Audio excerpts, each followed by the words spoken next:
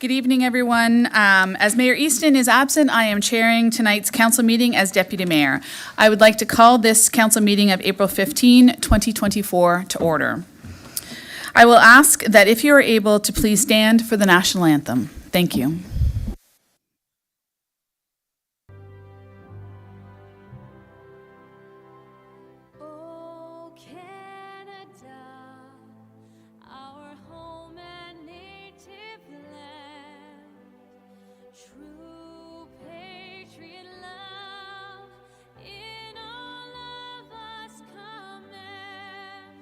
Car ton bras s'est porté l'épée, il s'est porté la croix. Ton histoire est une épopée des plus brillants exploits. God keep our land glorious and free. Oh, Canada, we stand on guard for thee. Oh, Canada, we stand on guard for thee.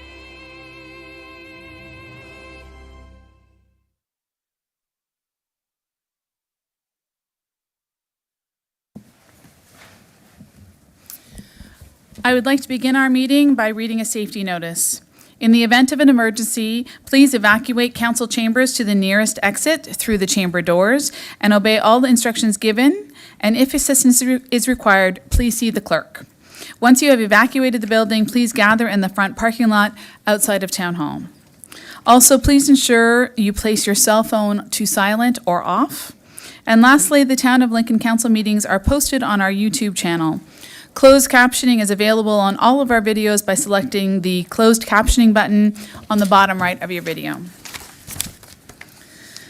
The Town of Lincoln, being part of Niagara Region, is situated on treaty land. This land is steeped in the rich history of the First Nations, such as the Hattawandrock, the Hattawatani, and the Anishinaabe, including the Mississaugas of the Credit First Nation. There are many First Nations, Métis, and Inuit people from across Turtle Island that live and work in Niagara today. The Regional Municipality of Niagara stands with all Indigenous people, past and present, in promoting the wise stewardship of the lands on which we live. I will now proceed to the roll call. Members of council are in attendance, with regrets from Mayor Easton and Councillor Timmers. We also have staff attending both in person and remotely. Also in attendance this evening, we have representatives from the Niagara Health System receiving a proclamation, and members of the South Shore Search and Rescue Team receiving recognition, as well as an update from Regional Councillor Foster. Do members have any amendments to the order of the agenda? Seeing none, are there any declarations of interest? Councillor Miklick? Just a reiteration of the Council of the Whole, Committee of the Whole minutes, April 2nd, with regards to the vintage proposal. Thank you. Do members have any announcements? Please remember that you have a limit of 3. Councillor Rinjima? Thank you, Deputy Mayor Murray. I just wanted to update Council on a couple of Chamber of Commerce events that are coming up in the near future. One is tomorrow morning. The Business Before 9 is at Conversations Cafe starting at 7:45. And the other one is the Mayor's State of the Town. It's Wednesday, April 24th from 11:30 to 2 p.m. at Hansberger Estate Winery. And I'll send out all the links for registering for those events right now to everybody. Thank you. Thank you very much. Are there any other announcements? Then we move on to the proclamations portion of our agenda. We have one proclamation this evening for Canadian Viral Hepatitis Elimination Day, being May 9, 2024. We have Karen Usick, Community Coordinator from Niagara Health's Hepatitis C Care Clinic, in attendance to receive the proclamation. I will now read the proclamation. Whereas hepatitis B and C are among Canada's most burdensome infectious diseases, measured in liver damage, cancer, lives lost, and significant cost to our public healthcare system. Whereas more than 204,000 people in Canada are living with hepatitis C, and more than 250,000 are living with hepatitis B. Whereas hepatitis C is curable and hepatitis B is vaccine preventable and treatable. Whereas Canada has committed to eliminating viral hepatitis as a public health threat by 2030. Whereas Canadian Viral Hepatitis Elimination Day provides an opportunity to highlight the need for policies that support easy access to testing, treatment, and care for those affected, paving the way towards elimination. Now therefore, I, Anna Murray, Deputy Mayor of the Town of Lincoln, do hereby declare May 9, 2024 as Canadian Viral Hepatitis Elimination Day. Would you like to step forward and receive the certificate?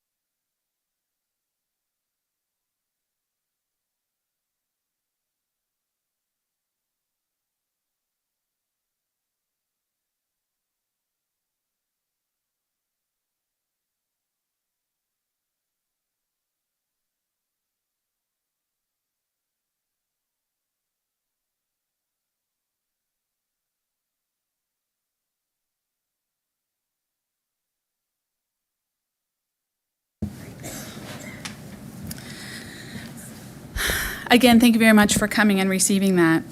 We're now on to item number 9, recognition and achievements. We will now consider item 9.1, and we have members of the Grimsby Auxiliary Marine Rescue Unit, GAMRU, South Shore Search and Rescue Team in attendance to receive recognition for being awarded with the Stearns Rescue of the Year honors from the Canadian Safe Boating Council and the Operational Merit Medal in response to the team rescuing 8 individuals from Lake Ontario in a single mission on July 24, 2022, which was the largest rescue ever conducted by the volunteer agency. First, I will read out the names of the crew involved in this heroic rescue. Owen Evans, Ben Kosman, Brent Dawson, Sandy Osborne, and Jeff Stamper. We have Denise Tolk from GAMRU South Shore Search and Rescue in attendance to provide an overview of the organization and the rescue mission that occurred, and after that we will invite others to come up to receive the certificate. Please come forward.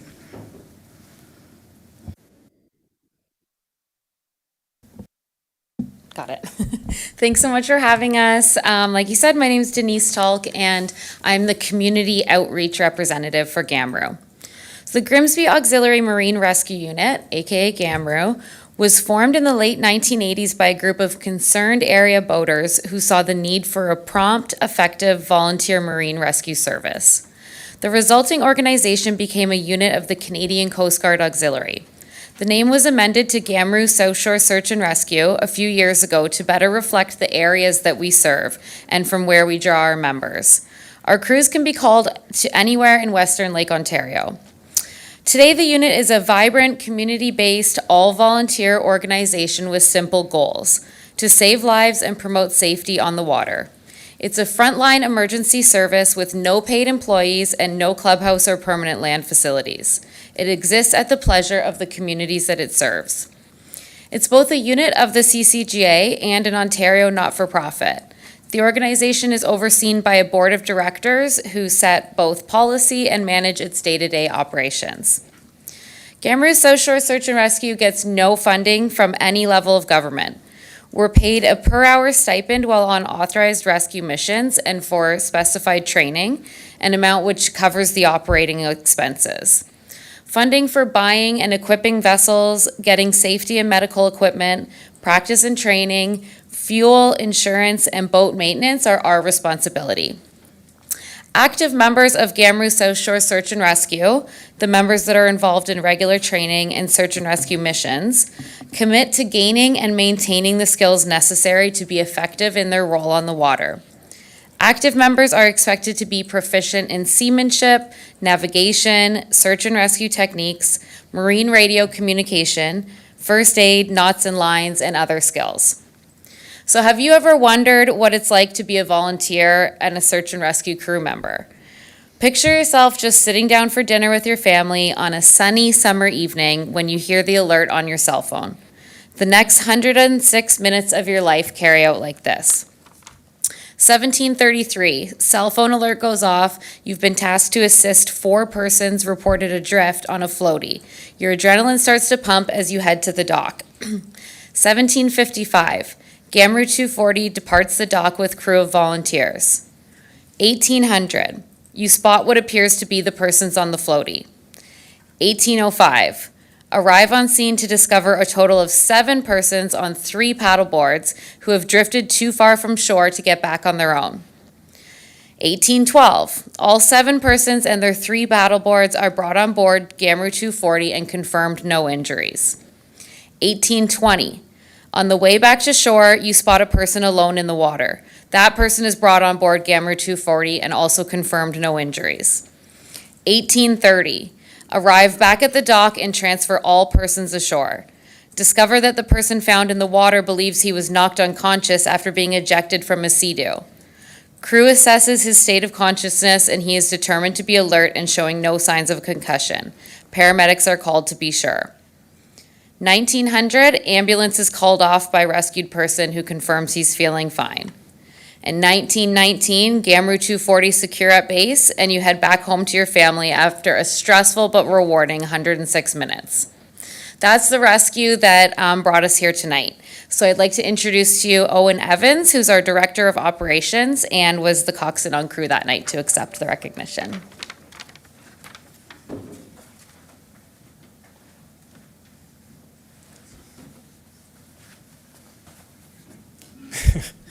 You know what? I was right. I just want to go on record. So on behalf of council, I do want to say thank you. And for the people that you rescued, I can't imagine how overwhelmed they were when they saw you coming. So thank you for your service to our community. And we'll now invite those in attendance, which is you, to receive the certificate.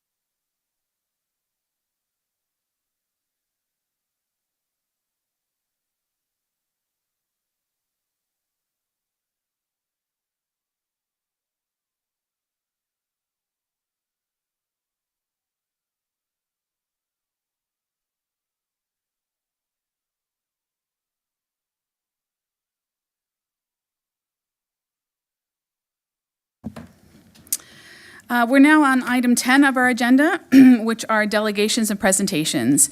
We will now consider item 10.1, which is a regional councillor update. Rob Foster, please step forward and go ahead.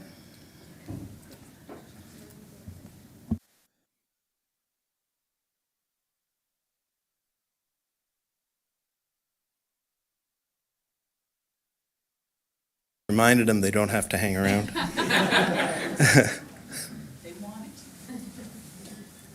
That regional councillor report is coming up next.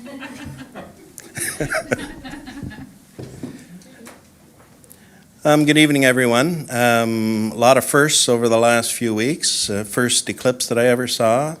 First time I've ever seen Anna Murray sitting in the mayor's chair. So lots of differing things going on. I provided a report to you guys earlier today, and just a couple of comments on the traffic systems. For those of you that follow social media, I know none of us really do, but lots of commentary has gone on about the traffic measures that we've put in place. And of course, they've been completely supported by this council and by regional council to go into play. So and these are traffic measures that are put in place in community safety zones in and around schools. So just to correct a few things that we're seeing on social media, this has been talked about, for a couple of years now, at the very least. And there was a big program that went into play when this was actually rolled out. Lots within media, lots within social media as well. There was a few facts that have been presented by people in the community that are wrong. So one of the things is about the contract with the company that does it. It's a third party that's at play. The third party has no control whatsoever over the ticketing. It doesn't matter if there's one ticket or if there's 10 million tickets come from a machine. It does not matter to that particular company. So some of the commentary that's going on about gaming by the people that own these things, that is not true. And so one fact that you guys can use. Profit situation, well, there's no profit in this. The reality is that these programs are fairly expensive to put in play in the very first place. There's not an expectation of any sort of, revenue above and beyond for quite some time. And the reason is that we're paying for this as we're going on. And if there is any additional funds, there's an agreement in place between the region and the lower tier municipality. So there's an agreement in place with the town of Lincoln, and those monies will if there are monies come into play, will be used for traffic safety measures within the community. So there's another one. And just, there's always been a question about length of time between people getting their ticket and actually getting it in their mailbox. Each ticket is reviewed. It goes through a central processing place. There's one in Toronto, I believe it's the one that we are using. There's a new one that's been set up in Barrie as well to go and do this. So tickets in and around red lights for sure are being reviewed to the nth degree when they're going and reviewing those. And the ones in the school zones are being looked at as well, so although not to the same degree. To be quite honest, I was a little discouraged with some of the commentary going on. I think number one, and let's take a look at Victoria. For all of us that travel down that road a fair bit, I don't know how people can say that there is not signage that's coming into play. It is a school zone. You should be driving slow. It is a community safety zone, so your fines are doubled. There is a sign that is stating the time when the speed limits are in place within the thing. Now, granted, that one's a little bit smaller, but it meets provincial regulation when it's all said and done. That's exactly what the province has asked us to put up. So, anyway, as I said, I'm a little discouraged with that as we've been going on, but everything's shifting around, so, for those that feel it's their right to be speeding through school zones, well, hopefully we'll have some police officers out there so that they can have them before the cameras come back again. This is going to be my last meeting for you guys as the chair of the Niagara Peninsula Conservation Authority. I've come to the end of my 2-year stint within the authority. It's been an absolute honor to be the chair of the NPCA. My family has a long history with the Conservation Authority. And I gotta say, we have done some really good things for the town of Lincoln over the last few years. The work that we did up at Cave Springs, top-notch coming into play. The work that we did out with the Rockaway Community Center and now the Rockaway Conservation Area within that, top-notch. So lots of good things have happened during my tenure. Based on, by the way, that the province has rules in and around conservation areas, we have to hand over the leadership to one of the other municipalities that participate in this. Actually, it's John Metcalf. I don't know if any of you have met him or not. He's the deputy mayor down in Haldeman. Top-notch guy. He's going to be great within the role. Anyway, it's looking like he's going to be our chair, and it's likely one of the councillors from Hamilton will be the vice chair over the next while. The only concern I have, generally speaking, is that the legislation doesn't really account for, I guess, funding that comes into play with it. Niagara Region, we fund in and around 10 million into the Conservation Authority. Hamilton puts in just a little over $1 million. Haldeman puts in 50,000. So anyway, but the rules are the rules, and these have all changed over the last number of years. But be that as it may, I'm quite looking forward to actually handing over the reins for a while. We had all of our committee meetings in the last week. Nothing really too exciting to report from that. We do have council, not this week, but in the following week to follow up on a number of things. So I'll leave it at that and open it up to any questions. Madam Deputy Mayor. Thank you very much, Councillor Foster. And on behalf of council, thank you for your service on the NPCA board and all the work that you did with that as well. Do members have any questions? I see Councillor Rinjima. Thank you, Deputy Mayor Murray. That's hard to say. Thank you, Councillor Foster, for coming in and speaking about the things that you spoke about tonight. Social media has been loaded with comments, and every time somebody gets a ticket, they're very unhappy. A lot of people making comments that I don't know whether any of them are true or not. One of the comments that I'm seeing, and I don't want to discourage you further, but I do want to ask because people put things out as fact, and I haven't had a chance to go around to each one of the sites where the cameras are and look backwards on Google Maps, but one of the comments that have been said is that where in some areas, or at least one area, where there used to be a flashing light in front of a school, that the flashing light is gone, and now the camera's there, and they don't feel that that's the right way to do things. Is that completely incorrect, or if it's true, do you know? And do you know the reason for any flashing lights potentially being taken down?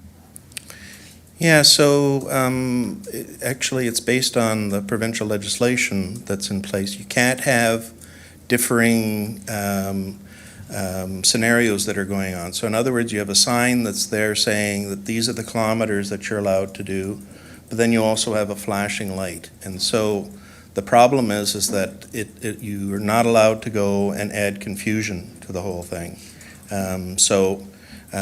That's why those signs had to go as we were going through this. My own opinion is that, I really still don't think there's much of an excuse to be speeding through a community safety zone in front of a school. Mm-hmm. Yeah.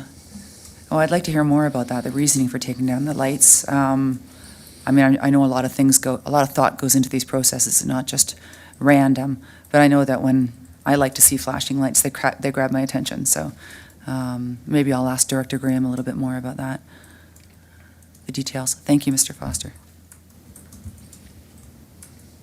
That's it.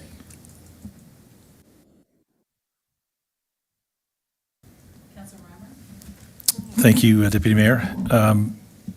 Along the lines of Councillor Rinchima's question, Councillor Foster, in the numerous conversations I've had gleaning through the conversations and the comments, the yellow light is one that keeps coming up. So I just wanted to clarify, you had mentioned I'm assuming that's a provincial policy, as you alluded to earlier, that's governed, that says the conflicting messages being sent. Yeah, you can't have conflicting information going on. So, in other words, like all of us drive down 7th at any particular point in time, and there's a flashing light there. And when the flashing light is flashing there, it is specifically telling you that you must be driving a certain speed limit, okay? But the problem is that if you have a flashing light and you also have posted signage, or posted mileage or kilometers that are going on, there's a potential that you're going to have a problem. So what would a person do right off the bat? Well, the light wasn't flashing, so therefore, I'm pretty much allowed to drive the way that I want. So that's where the conflict comes into play, and that was very specifically done to straighten that out. Yeah, great. Thanks, Rob. Appreciate it. Thank you, Deputy Mayor. Our CAO is going to just add a couple of comments. Thank you. Thank you, Madam Deputy Mayor. And this has come up a number of times, both through council to staff and from staff to regional staff and provincial staff.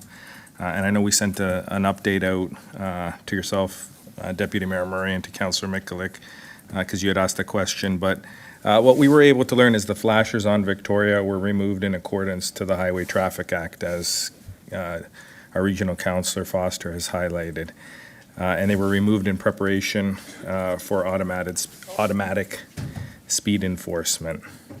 Under the Highway Traffic Act regulations, flashers cannot be present where photo detection is present, and therefore both the region and the province have indicated that they can't be there. Now, we've heard a lot of complaints like everyone else. A number of emails have come in to staff as well. So we are having conversations with the region to look at some possible alternatives to, I think, attract attention, Councillor, as you're suggesting. But as of right now, under the Provincial Highway Traffic Act, flashing lights are not allowed. Notwithstanding as much complaint and consternation as we may get, or social media attention, it is prohibited in this province under the Highway Traffic Act. So we'll look for alternatives. I know Director Graham and I have been in contact with our counterparts, because this isn't the only place we're hearing this particular complaint. And so we will keep council updated. Thank you very much. Councillor Russell? Thank you, Madam Deputy Mayor. Through you to Councillor Foster. Obviously, there's been some discussion and some pictures of the recent vandalism where some of the speeding cameras have been taken down abruptly. I'm just wondering if there's any insight into who those from. Take a scofflaw from Councillor Pachariva. If there's any insight into maybe tracking those individuals down, and or what preventative steps are there going to be brought forward to maybe put them in cages, not the people, but the actual cameras themselves, or both, and again, to try to get everything, the program back on track again. Good questions. So the discussion that we had at Niagara Region this past week when it was going through the Public Works Committee, and we found out from our director, typically in the past, some of the damage that was done was very minor in nature. I did see the Facebook posting where somebody was actually doing a very interesting job with a major cutting piece. I just hope they didn't accidentally electrocute themselves as they were going and doing that. But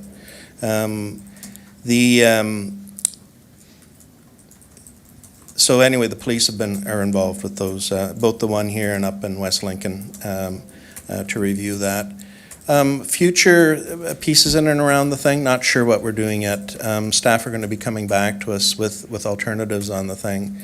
And, don't be surprised that there may already be other initiatives out there to be watching over these things. So anyway, we'll leave it at that for the moment. Good. And just to follow up, Madam Deputy Mayor, I believe this question came up when we were going through the vote back in the day. Would the cost be put on the company to replace them, or is that a new cost that we would have to cover? So the way the contract works with the company, there's an expectation based on the history of doing these types of things that there's a certain amount of damage will come into play, okay? So that is part of their contract, to be going and making sure that if there's a problem, they go and fix it.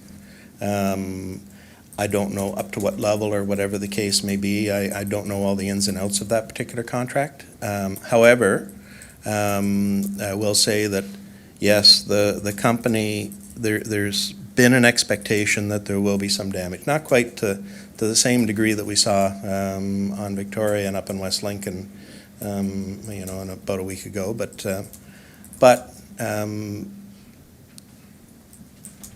people get unhappy and they do sometimes strange things, so. Yeah, okay, thank you. Councillor Micklick? Thank you very much, Deputy Mayor Murray, through you to Councillor Foster. I read in the bottom of your report here that each ticket is reviewed. This is why there's reasonable delay between time and occurrence to when it is received. I think what I'm hearing from a lot of people is that they're receiving multiple tickets. You get one, right? Two, maybe. You can stomach that. But when you get multiple tickets during the course of a month, I think this is where there's some frustration. If there's a review process of the tickets, is there a possibility to reduce the number of tickets, or is the region taking a firm stand on an infraction has occurred, a fine will be paid? Ooh, are you thinking we should have a frequent flyer program or something like that? Is that No, similar to what police exercise is discretion. I can tell you right off the bat that if people are receiving multiple tickets, they aren't getting the idea that they should be going slow through a school zone. I have zero tolerance for that, so I get the complaints coming over to me as well. Maybe you should slow down. So there we go. There's enough signage that's out there for people that are traveling through those areas to make it very clear that they should not be traveling fast through that area. Sue was driving over to Grimsby the other day, going towards the downtown. She's traveling the speed limit, and 3 people, woof, out right beside Central. Flash, flash, flash. It was going into play. So if you're going to speed, you're going to get a ticket. My comment to everybody is, it's a school, slow down. Fair enough. Through you to Councillor Foster with regards to the subject as well. Councillor Russell brought up in the last time we talked about this with respect to traffic diverting to ancillary roads in avoidance of those speed cameras. Has the region considered this? Has the region thought of any, say,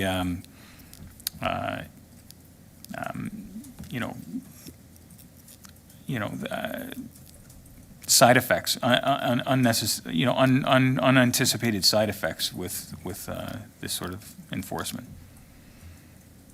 Well, I know, and in fact, you and I have talked about it. I've had some commentary coming back that there's more people using 23rd now at this particular point in time as one of the alternatives of going down Victoria, for that few hundred meters of slowdown area. I guess they find it easier for them to go down 23rd. That's obviously their choice as it's going on, and if they're speeding, then we're going to have to take another look and make some decisions on how we're going to be policing that as well. So remember, these are in front of schools. These are set up so that they're attempting to stop people from the bad driving habits that we've all seen in and around school zones. So if there's other things that are going into play, town will have to talk about that. Thank you. And I understand that. It's just the concern I have is the additional traffic that could be rerouted to residential areas that would typically have gone on regional roads that are more equipped to, manage that sort of traffic volume. And I Sure. can give you an example right now. Everybody is driving in my subdivision up Cedarbrook, and why are they doing that? It's construction on Ontario Street, so that's causing all sorts of havoc on my street. But it is what it is. I mean, I don't condone people deciding that their view of the universe is that they need to be taking another route to avoid getting that ticket. Okay, or you can slow down. Anyway, I'll leave it at that, so. I don't condone it either. It's just people become creatures of habit, right? And their driving habits. And I don't see anybody else. I was going to bring up another question to Regional Councillor Foster. This will be your third. All right. So the state of emergency that was declared last week, reading a lot in the paper, haven't really talked to any councillors, regional councillors. I haven't really just from what I read and what I hear. When a region or council is declaring a proactive or preemptive or state of emergency in anticipation of an event, is there any sort of discussion amongst councillors or any opinion of councillors that is taken into account when making these sorts of declarations? First off, thank you for the question, and I do appreciate actually, Councillor Michalak phoned me this morning and we were talking about this particular issue as well. So both Mayor Easton and myself, and I've had a discussion with CAO Kirkopoulos as well. None of us were aware that this was going to be done. Okay, this was a decision made at the chair's position and with senior leadership at Niagara Region. And by the way, if you read the Municipal Act and the Emergency Measures Act, they're perfectly allowed to do that. Okay, and there was a number of reasons why. In my discussions afterwards, that I'd rather not talk about openly on the thing, but there were reasons why it was done when it was done. Councillor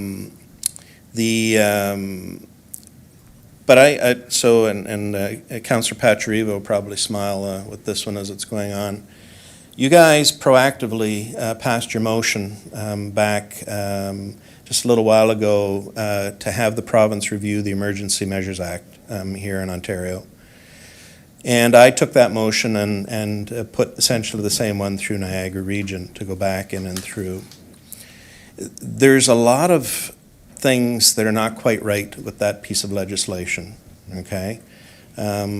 What determines what a true emergency is? What is something that you consider emergency in nature or something that you want to trigger financing for differing reasons that are coming into play? We've been passing a few differing motions at Niagara Region saying we need to declare an emergency on homelessness or whatever the case may be. The problem is that doesn't fit within the guidelines of the Emergency Measures Act, okay? And it really truly isn't, in my opinion, an emergency. It's more along the lines of, we have big concerns about this, and so like province, you need to be talking to us and we need to be doing something about it. But that's too long of a title to go on with the thing. So anyway, and no, there was no discussion. Actually, it came kind of right out of right field for us, and I'm relatively confident there's going to be other discussions going on as to protocol and how this works in the future. Thank you very much. I guess it comes down to like there's a significant event planned, and I'm just curious, where's the supporting data? Where's where's the supporting data? Where, to make such a declaration and, should municipalities weigh in to those decisions, like how many people is unmanageable for a municipality? Or is it a region of the whole? Was there going to be 1 million people in Waynfleet, or was there going to be 1 million people in Niagara Falls? This is where I think that maybe perhaps in the future, municipalities, or councilors, regional councilors would be involved with such decisions. That's just why I bring it up. Thank you. I think you have a very valid point, Councillor Michalek. And it's certainly something that I'll be looking into as we're going along. I really, truly believe that some of the issues that came up was by some overzealous people in Niagara Falls saying there's going to be 1 million people showing up in Niagara Falls. I mean, boy, that I can tell you that's a turnoff for me personally. I'm, why would I want to go down and hang out with 1 million people? So, the reality is that, if there was concerns about tourism or anything else that came into play, might have been self-inflicted on the thing. And again, there were certain people in Niagara Falls were the ones saying there's 1 million people coming. Suddenly you have Niagara Regional Police, which is the responsibility of the region. You have EMS, that's the responsibility of the region. There's all sorts of healthcare pieces that came into play out of this, et cetera, et cetera. So a proactive approach that was taken with it, I think that could be argued. I never expected 1 million people to show up personally, but anyway. I was in Waynfleet, by the way. It was great. So. And I'm not dismissing the need to declare states of emergency. And I don't personally feel, if a tanker truck full of gas wipes out on the side of the highway and, the fire chief notifies the CAO and the mayor that, we should declare a state of emergency. I don't think myself, I don't know of other councillors if they agree or not, like we necessarily have to be part of that. If that was to happen, I'd be hopping in my car and running. But at the same time, when these proactive or preemptive states of emergencies that are a week or too long, I think they could be looked at a little more carefully. Thank you.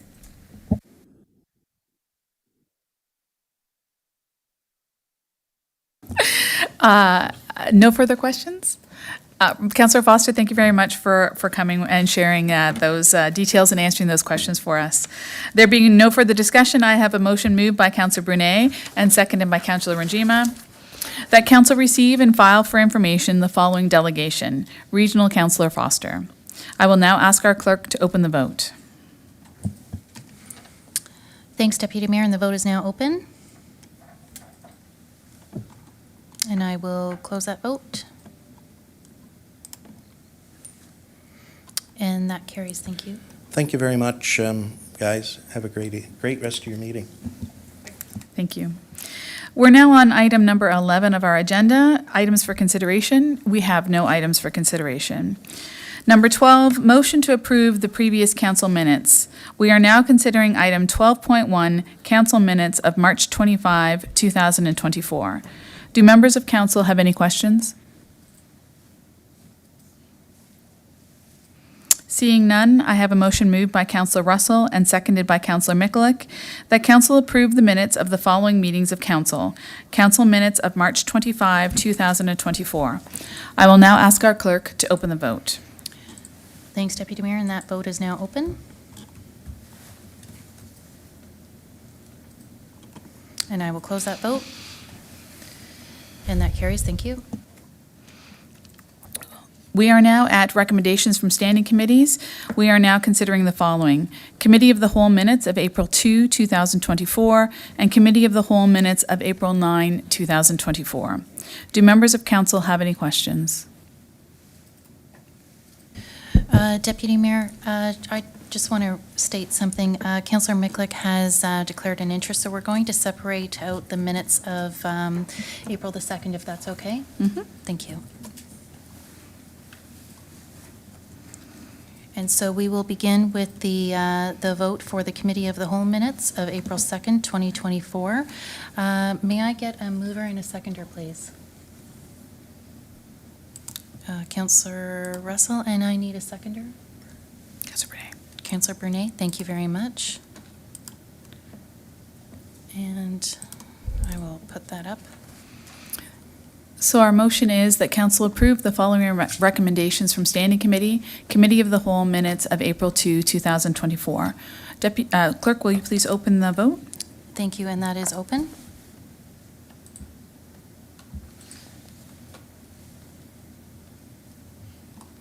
And I will close that vote.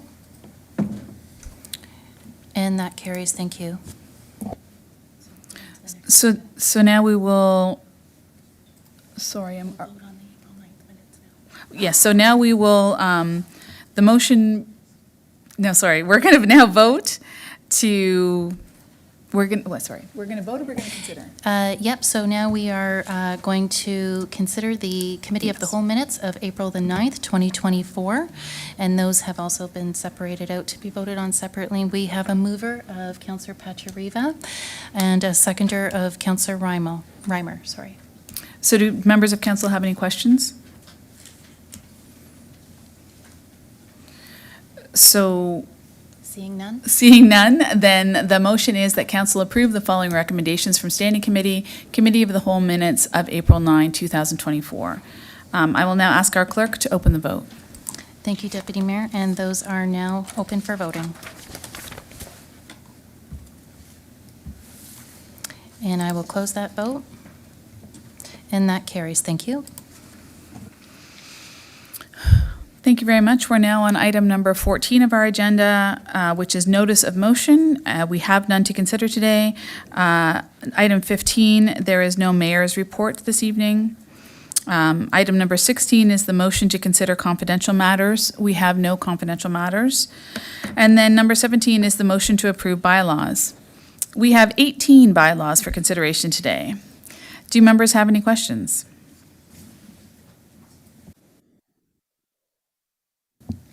Councillor Miklick? I had questions with respect to bylaws 2024-28 through 2024-35. They're all very similar in nature pertaining to the DC bylaw. And also, if we could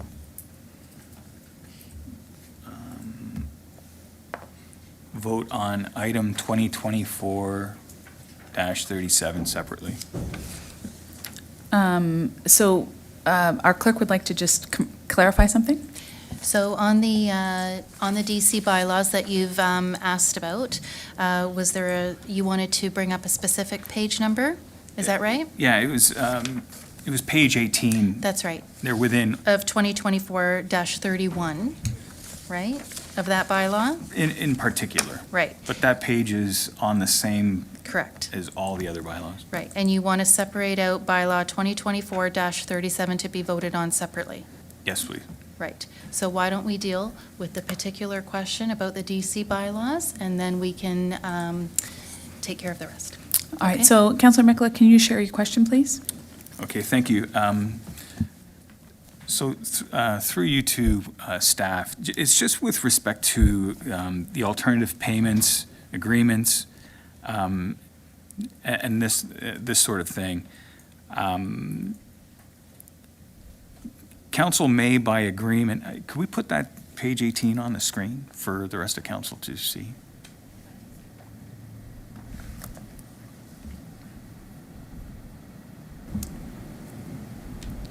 So IT will bring up that particular page. Was there a particular number that you were interested in asking there, Counselor? Is it indexing, phasing? If we could start with,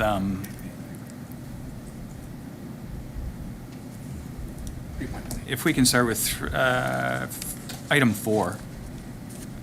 Okay. There we go.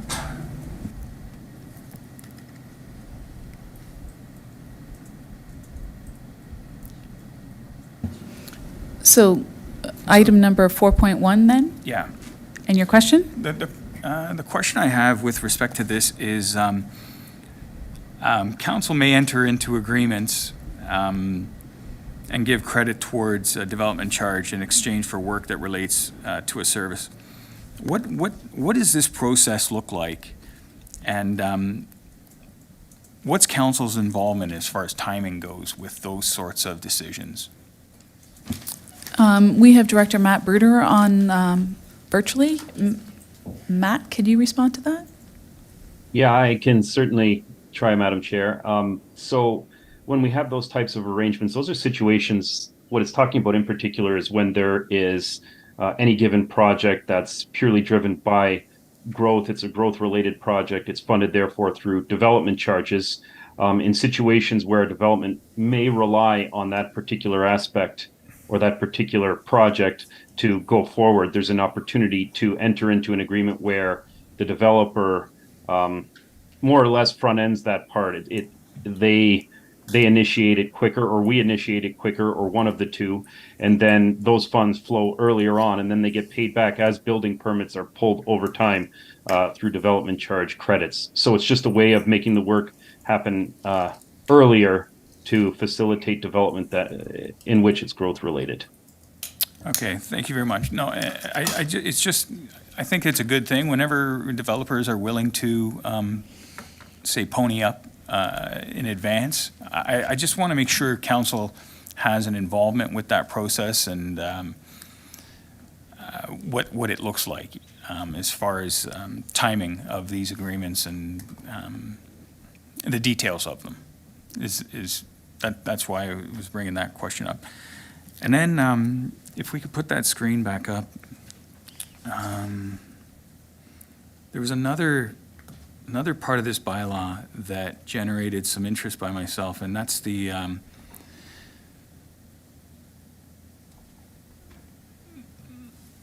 I think I need some clarification on that bylaw amendment or appeal. When I read this, through you, Deputy Mayor, when I read this, it looks like when developers are prepaying for DC charges, and I can see why they would want to do that at, locking in today's rate as opposed to tomorrow's, which might be higher. But the item that caught my eye was refunds that are required to be paid under subsection 5 shall be paid with interest to be calculated as follows. And, the bank rate is currently at 5%, but I don't think it's so easy for ourselves when receiving these funds to acquire 5%. And with the timing and of depositing those funds, I'm just curious what that looks like when we receive funds. What do we do with that money, and how does, are we investing that money? Are we cognizant that there's a possibility that we could have to pay 5%? Like, I'm a little confused by that.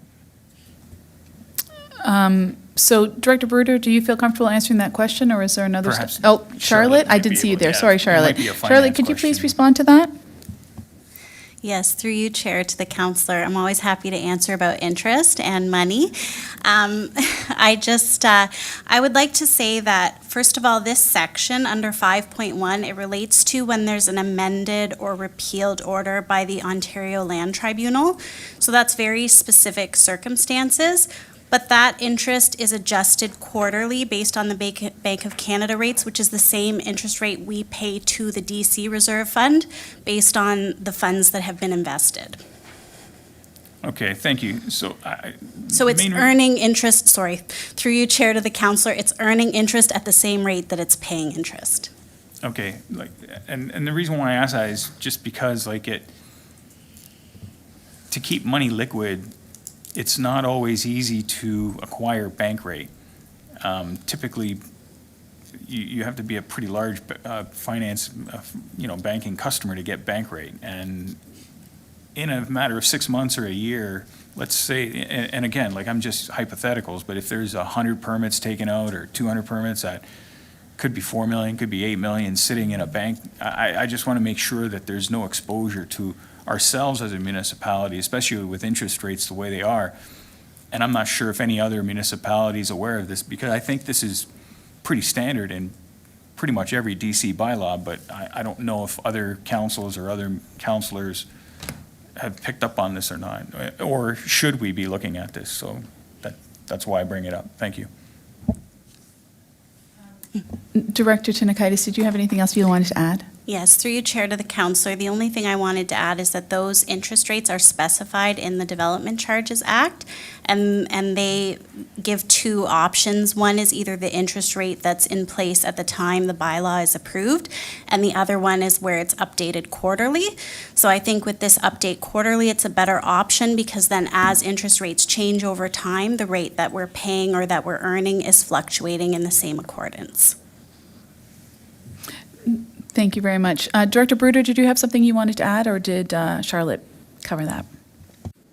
Through you, Madam Chair, Charlotte covered it well. Just one more thing. We're talking about prepayment agreements, and the councilor's right in that this isn't something that's new. It's something that's, provided as an opportunity within the Development Charges Act. It was in our previous bylaw as well. But I just wanted to highlight, when it comes to those types of scenarios, there's also plenty of flexibility under the Act where we can make sure we're cognizant of these concerns when we go forward with any prepayment agreements that might come up in the future. So I think it's a good point. But again, we can also structure agreements, with these considerations in mind moving forward. I just wanted to add that piece. Thank you. Thank you very much, Director Bruder. And are there any other questions that people had? So then, as requested, we're going to be separating out bylaw number 2024-37. So at this point, we'll be voting on the remainder of them, which I will be reading out. You can just read out. So I have a motion moved by Councillor Ranjima and seconded by Councillor Brunet that leave be given to approve the following bylaws. 2024-20, bylaw to authorize the execution of a site plan agreement between the Corporation of the Town of Lincoln, 1000581574 Ontario Inc., together with any and all mortgagees that may be on title at the point of registration of the agreement. Bylaw 2024-21, bylaw to authorize the execution of a site plan agreement between the Corporation of the Town of Lincoln, 2410002 Ontario Inc., together with any and all mortgagees that may be on title at the point of registration of the agreement. Bylaw 2024-22, bylaw to adopt amendment number 17 to the official plan of the Town of Lincoln. Bylaw 2024-23, bylaw to amend zoning bylaw number 2022-50 as amended of the Town of Lincoln, Better Neighborhoods, Inc., Elevate Living, Pine Glen Beamsville, Inc., trustees of Calvary Gospel Church. Bylaw number 2024-24, bylaw to amend bylaw number 89-2000, 89-28, being a bylaw regulating traffic and parking on local municipal roads, speed limits Schedule W and designated area speed limits Schedule S. Bylaw number 2024-25, bylaw to amend bylaw number 89-2000, 89-28, being a bylaw regulating traffic and parking on local municipal roads, parking prohibited, see Schedule C. Bylaw number 2024-26, bylaw to amend bylaw number 89-2000, 89-28, being a bylaw regulating traffic and parking on local municipal roads, stopping prohibited, Schedule A.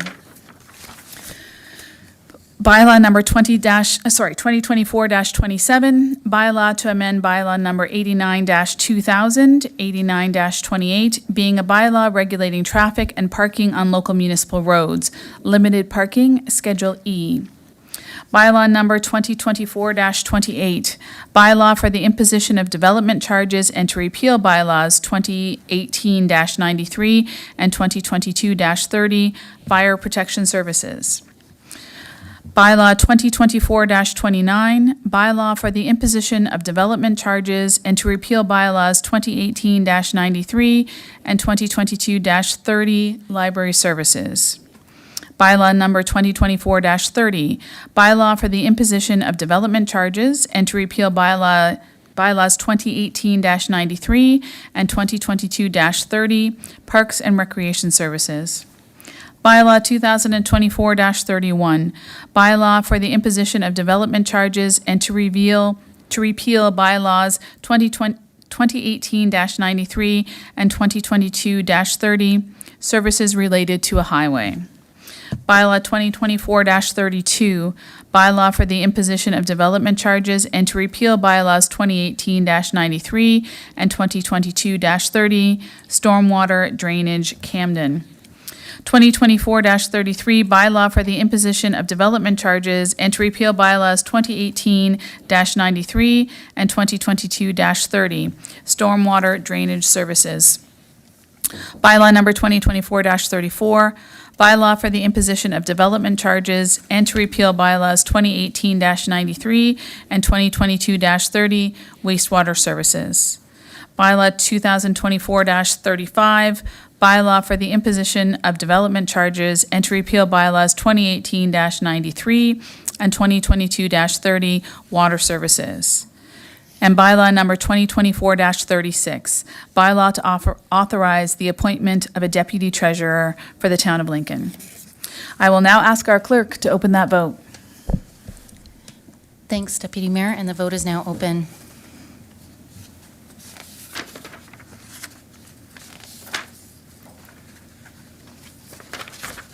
And I will close that vote. And that carries, thank you. Do we have a mover and a seconder for that second? Do you need me?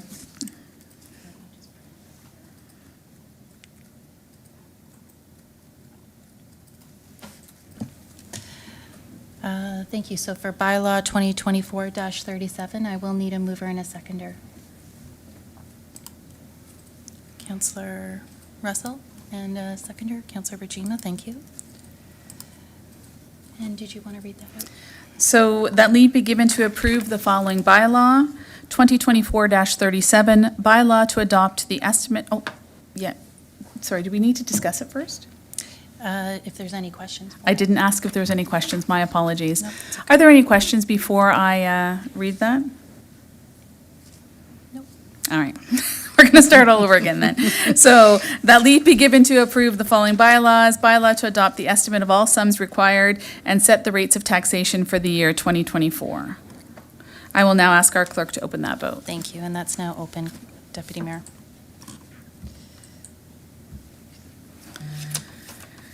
And I will close that vote. And that carries, thank you. Thank you. I think that was some sort of a record of bylaws. So we're now on item number 18 of our agenda, motion to confirm proceedings of the council meeting. We will now confirm the proceedings of the council meeting. I have a motion moved by Councillor Reimer and seconded by Councillor Mikulik. That leave be given to introduce bylaw number 2024-38, being a bylaw to confirm the proceedings of council at its meeting held Monday, April 15th, 2024, being read a first, second, and third time. That bylaw number 2024-38 be enacted and passed, and that the mayor and clerk sign and seal said bylaw. I will now ask our clerk to open that vote. And the vote is now open.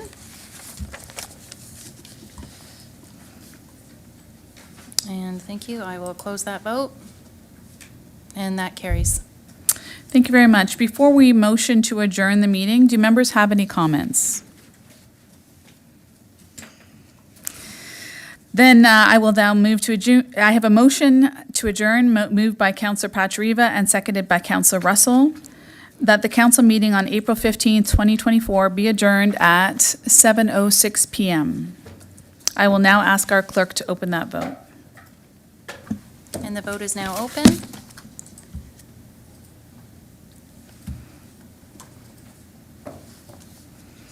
And I will close that vote.